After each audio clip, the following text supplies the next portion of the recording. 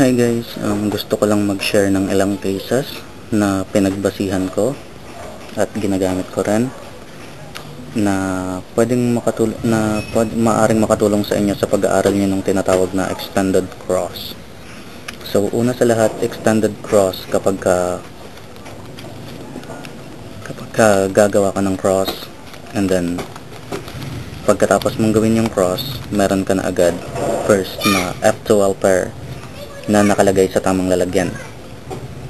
So una sa lahat, para dito since medyo advanced to, at least man lang able kayong mag-keep track ng inyong first F12 pair.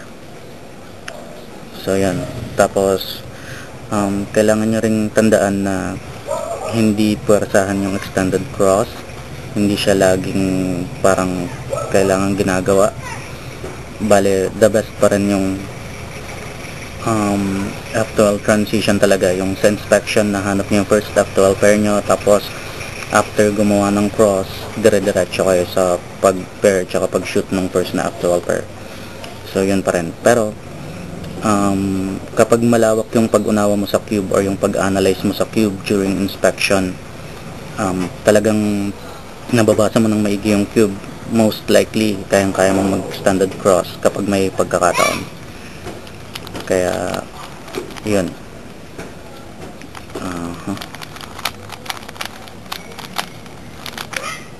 So simulan na natin.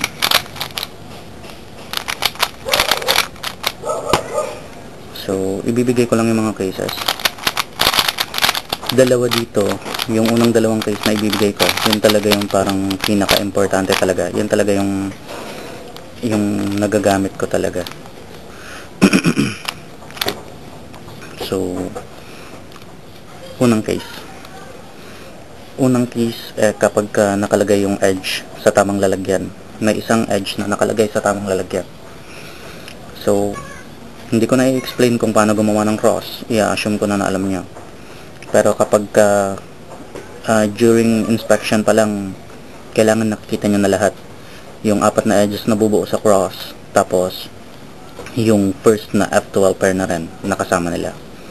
So dito, ang case dito, kapag mayroong edge na nakalagay sa tamang lalagyan, bago nyo tuluyang ipwesto yung cross nyo, ang gawin nyo, hanapin nyo yung corner na ka-pair nito, ito.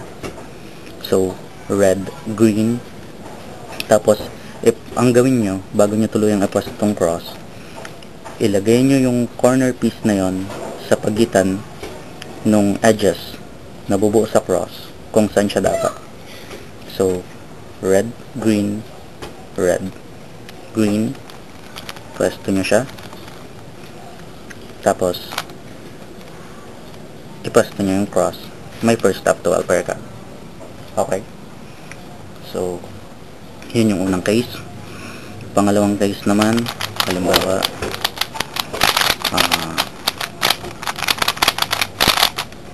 kapag halimbawang meron kang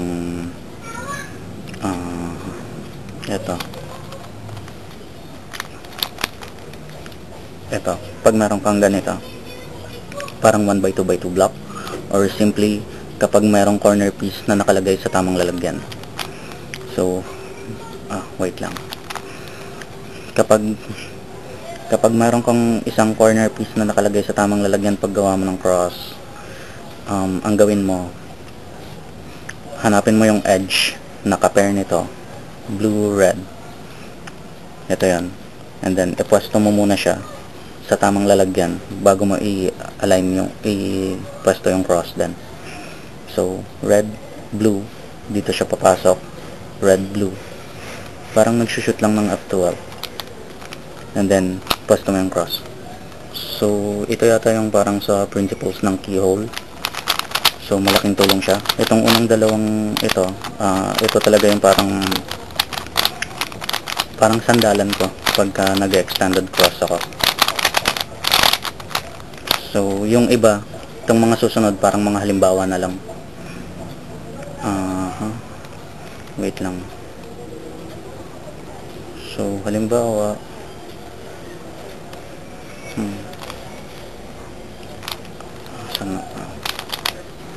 Halimbawa ganito yung susunod.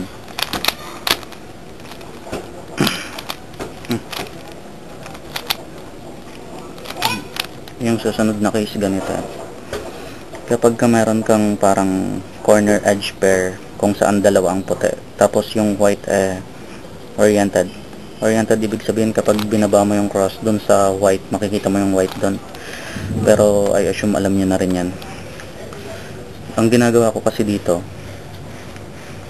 yung edge na ka-pair nito, blue, red, ino-orient ko siya. Ino-orient ko meaning kailangan visible yung blue nun sa blue na centerpiece, since blue yung since mas marami yung blue. So ino-orient ko siya, tapos nag-i-intend ako na ipwesto siya sa opposite side nung red. Halimbawa red to, imbis na sa red na centerpiece, lalagay ko siya sa kabila, tapos yan, and then pwesto. So parang block building siya. So kapag may nakita kayong ganito, yan, pag may nakita kayong ganyan, hindi naman most likely, kasi minsan mahirap pa rin, may possibility lang na maging extended cross yung solve niya. Tapos isa pa, ito, kapag meron kang may dalawang white rin dun sa pair pero unoriented, kapag nilagay mo siya sa white, hindi makikita yung white. Yan, kapag may ganito, parang ina-analyze ko maigi yung cube, check ko kung pwede siyang extended cross. Pero ang technique na ginagamit ko dito, hanapin din yung edge na ka-pair nito, blue orange, tapos ino-orient ko siya gaya ng sinabi ko kanina. Ino-orient ko siya, tapos yung edge pinipwesto ko sa medyo sa baba. Yan, kapwesto siya sa baba para halimbawa dito siya pupunta, dito sila pupunta kasi orange blue. Ang ginagawa ko ganito. Yan, tingnan nyo na lang maigi. Yan, yun lang. Tapos yung last, yung pagpipreserve na lang ng F12. Kapag ka meron kang F12 na buo na, hanggat maaari parang i-preserve mo na lang siya. So yan. So halimbawa dito, maging maselan ka lang konti. Yan o. Huwag mo siyang hayaang masagasaan. Tapos gawin mo yung cross, and then lagay mo na siya. So yun. Yun yung mga cases na parang foundation ko para able akong nakaka-extended cross paminsan-minsan. So bale, yun na lahat. Sana makatulong. Pero the best pa rin F12 transition talaga. Kaya yun. Kasi kapag F12 transition naman, wala namang problema kasi nahanap mo yung nahanap mo yung first na F12 pair mo, kaya tuloy-tuloy pa rin. Yan. 'Di ba?